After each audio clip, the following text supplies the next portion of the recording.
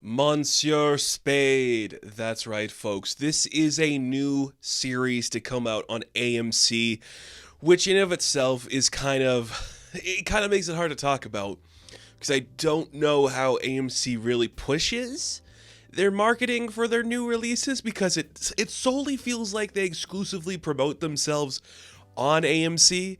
So you don't see a lot of like other like trailers or commercials coming up on other networks to promote their stuff because this show, Monsieur Spade, I only learned about through a Twitter, just like random algorithmic thing that popped up. Like, did you know Clive Owen is doing a Samuel Spade show on AMC and it premieres in January?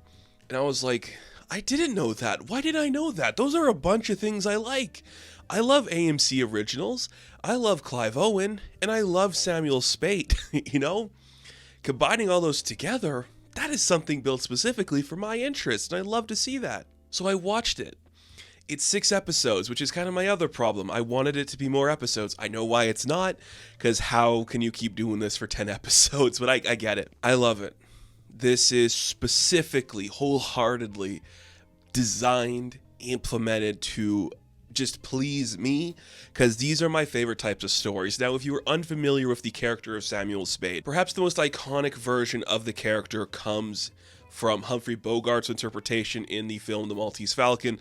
Of course, this is a character that's been around before. There's various iterations that you can choose from, but that one is the most iconic. And what I take away from this show is it kind of feels like a sequel-esque series to that original story, where it happens years after the events of Maltese Falcon, where we're seeing Spade is an older gentleman. He's in his early 60s, although Clive Owen himself is younger. He's like 58, 59, around that age. So we're just like seeing the events of like this guy who used to be a private investigator working in America. He's now older, retired.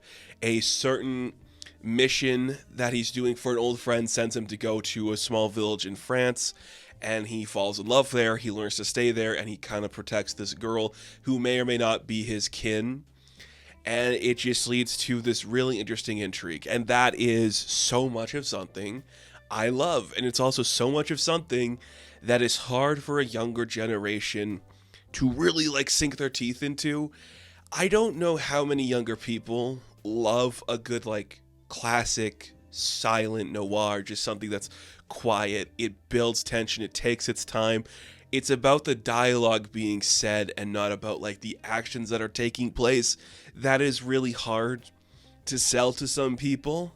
But I love noir stuff. It's one of my favorite genres. I love dialogue heavy pieces. I love listening to things about dialogue.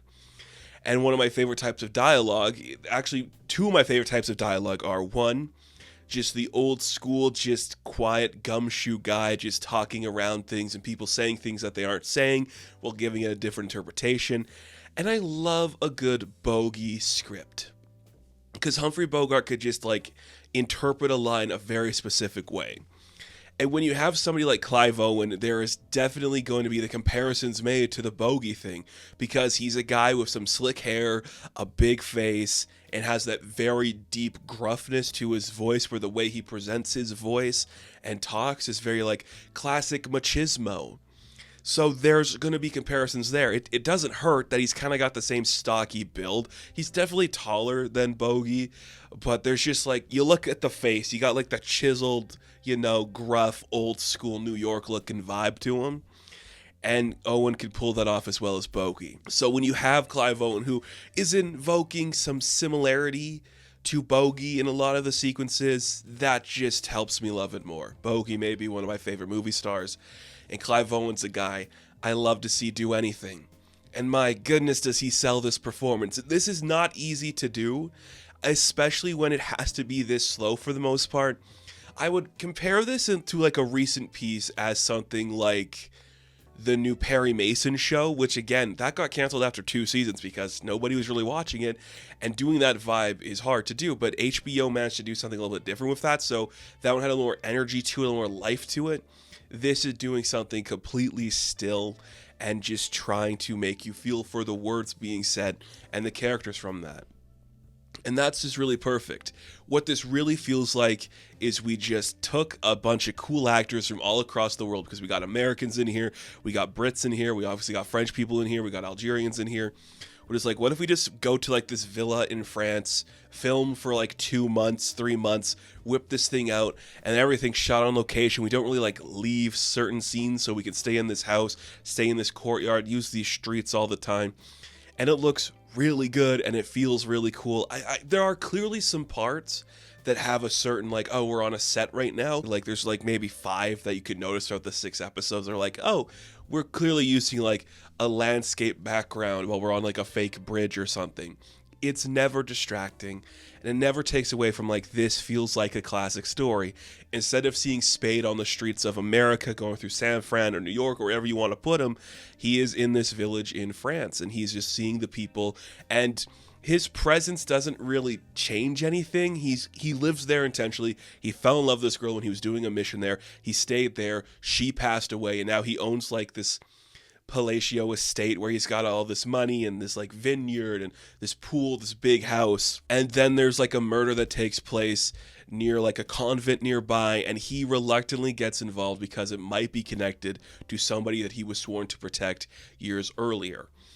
And that's really cool. And that's like the key thing, that it gets really hard to do, especially when you have more modern writers. And I think the key thing when you're doing a noir story is your lead character, your noir, your detective, your private eye, your dick that's going around doing this stuff, their presence shouldn't like affect the story. They are here to investigate and report on the story for us, but they should not be actively involved in the things that happen. They can be attacked. They can get in, like deep in the trenches of things going on to learn about what's going on. They should ultimately kind of do like the Indiana Jones thing, where it's like the events would still happen if they weren't involved, right? That's what it should be like. And this interpretation of Spade is a lot of that. There are so many moving parts to different characters. There's a huge red herring in the first couple episodes. You're like, oh, so this is like the MacGuffin character. This is the character that we're after. And then it's like, actually, it's not. She's kind of like Spade, where you think, oh, everyone's after Teresa. It's not really about Teresa anymore. And she just becomes like another character in the kind of like facade that's going on of everything. And this has a lot of different moving characters. And the thing I love about all these different characters is they all feel connected to this world. They all feel lived in, and like they're real characters in this village that have known each other. It's a small community. You're going to know everybody. Things are going to get intense. When you have like this new American figure show up, you're going to be drawn to him. You have a really interesting like captain of the police. You have like the nightclub singer who gets associated with like her boyfriend, who's connected to like French military, and like his like commanding officer, and the people that he was in the military with who are kind of like rebel rousers now. So you have like this guy who is potentially like the villain of the piece, and maybe he's just a bad guy. And there's the actual villain of the piece is like a larger scale thing. Is there anybody who's actually a villain, or just people going against each other's wishes for different governments, different political associations?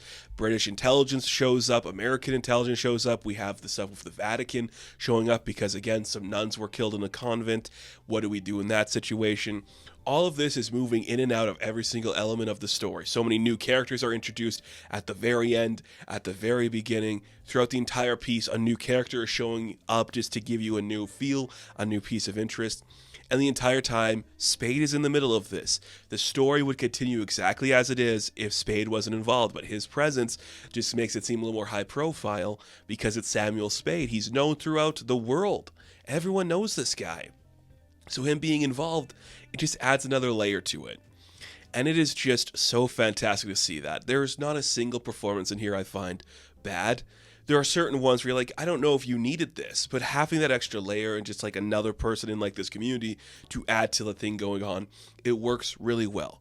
None of them are boring. None of them have storylines that you're like, I could easily just fast forward this. That never comes up. But I guess the thing too would be, this is made for me. Like, I love a slow burn noir story about a guy who's just doing like his best bogey one-liners in this beautiful French estate. And we're going swimming sometimes. We're going to just like randomly pull out a gun sometimes. But for the majority of the episodes, we're just listening to like 2 people sitting in a room talking about what they're doing. And then occasionally we'll drive somewhere and we'll see like a motorbike shoot at us. Occasionally. That's aimed for me. So I could potentially see, if you are not somebody who like grew up watching classic noirs of like the 40s and that entire era, and you're just not interested in like that thing. I understand how that's like maybe not for you. And maybe it's also like the contemporary setting, because there is a lot of similarity in this to something like Reacher. And Reacher is like it's a really well liked show that has a lot of buzz and it's getting a lot of acclaim and a lot of people are watching it. So maybe the difference is the lead is more active in the situations and it's more modern, like it's set in the year that it's coming out in, as opposed to this being like a set in the 60s, right? So maybe that's going to be off-putting some people. Maybe it's just the dialogue thing. I could wholeheartedly see that. Maybe you just don't like everything is just about the things we're not saying, and it's just like this really slow burn to get to like an actual thing being revealed, but everyone kind of knows what we're talking around. I could see how that's off-putting. But I love that. One of my favorite genres of movie is just an old guy who's tired of the world that he was built in. And everyone's like, you used to be good. He's like, yeah, I know. And here I am now looking for peace, but I can't find peace. I have reluctantly get thrust back into this world. That's one of my favorite things. Clive Owen, a great actor to do that, because he's both a name you know, and he's somebody that you're like, I guess you could just kind of like sink into this role and you're never distracted when he's on screen by it, because he becomes Spade. The things he does, the things he invokes, it's just classic Bogey, classic Spade stuff. It's so impressive. And the story, oh, it's so interesting. Like, I love all the technical aspects of the show. Great use of shadows. That is a key thing to have when you're doing a noir film. It always looks better in black and white, but when you're doing shadows well with color, it's really impressive to see that. There are some really interesting camera movements that just have like some really cool ways we just peek around a corner, we hold on a shot for too long just to get a new sense of something. You really notice it the most in the last episode, I find, where it's like, okay, we're gonna zoom in on this scene as everyone leaves. We're gonna like peek around this corner as something happened off screen. We're just gonna slowly see it. So cool. It is really cool how they handle that. And the costuming is great. The sets are great, because we just filmed in a village somewhere. It looks so fantastic. I love all the technical stuff. It's great directing. It's just great costuming. It's great hair and makeup, because nobody looks like old. They all kind of look like they're pretty, but there's still like a grittiness to them. Like, this is a real place of real people. It's got like that AMC filter on it where it's kind of more like matted colors, but it still works really well and it looks so impressive. I love all that. But what I love the most is how the actual story plays out, because it starts off with, you're like, okay, we know what we're doing here. This is the character who's our MacGuffin. Wait, she's not. She's actually just like associated with these people. Okay, so who's the MacGuffin? It's this kid. This kid's the one that everyone's after. Well, what's special about this kid? Oh, he can do this thing that's going to be like of value to every single paramilitary group in the entire world. So you have the Brits, the French, the Americans, the Algerians, all these different factions wanting to get control of this kid. You have rebels from the French military that want to take control of him. And all the while, you have Spade trying to figure out who wants this kid, what's really at play here, and who killed the nuns. It all becomes like that kind of a play. That going on throughout 5 episodes. It's really impressive to see that. Towards the end of episode 5, things really ramp up, and in the final episode, it's just this huge escalation in tension and stakes, which you love to see. And then it has one of the best denouements ever, where it's like, okay, we figured everything out. Now let's all sit in a room. We'll get all of our characters who are alive and remaining to sit in this room, and we're going to talk about what just happened and why this happened. And then for 20 minutes, it's just, why are you doing this? Get out of this room. It's stupid. You're not winning the day. Goodbye. It's so fantastic. But that's for me. That is something I've loved so much. I love watching those old type of stories. These are the kind of books I like to read, of just like a detective going on a mission. That stuff I love. But if you're a younger person, maybe this isn't interesting to you. Maybe you want it to be like more modern and like in your face about things, as opposed to just like, here's a really cool saxophone riff for the score. We just fade away onto like some trees and just look at the trees for a minute, and then boom, here comes a car, and we're just talking about things that we saw earlier. Now we're in a car talking about them. That might not be for everybody. I get that. But there is something so special about this. It's the first time in a long time I watched something on cable television where I'm like, this has the feel of like a classic 70s TV movie, you know, where you're like, oh, this isn't something we go to cinemas for. There's a new episode of Columbo out. Everyone go home and watch it. That's what this feels like to me. And I'm almost like, if you condense this into maybe like 2 movies, because it's 6 episodes, so like part 1 and part 2 of like Samuel Spade returns to television or something, and you did like a 2-hour TV movie here, and then a month later another one, maybe that would be interesting to see too. But that's just not how we do television anymore. Now we just do these mini series that are 6 episodes.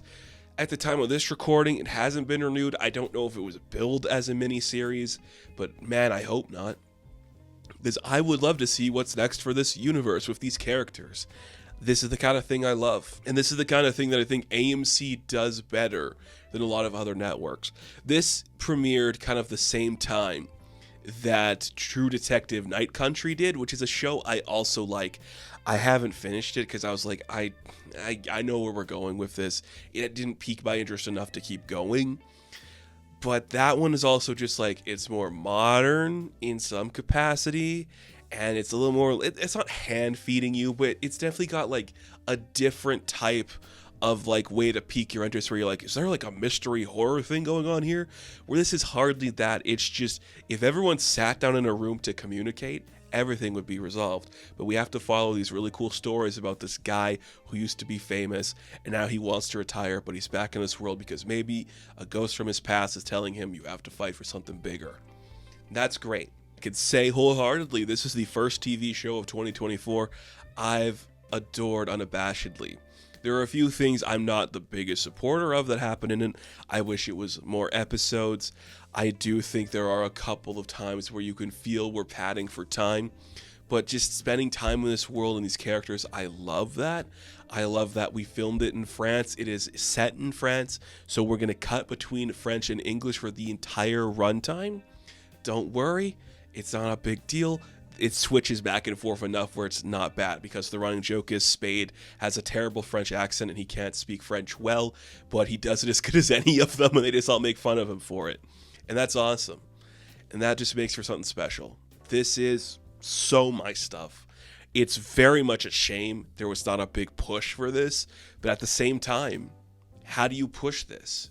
We have seen stuff like it work contemporarily, like Reacher and other things, but I don't know.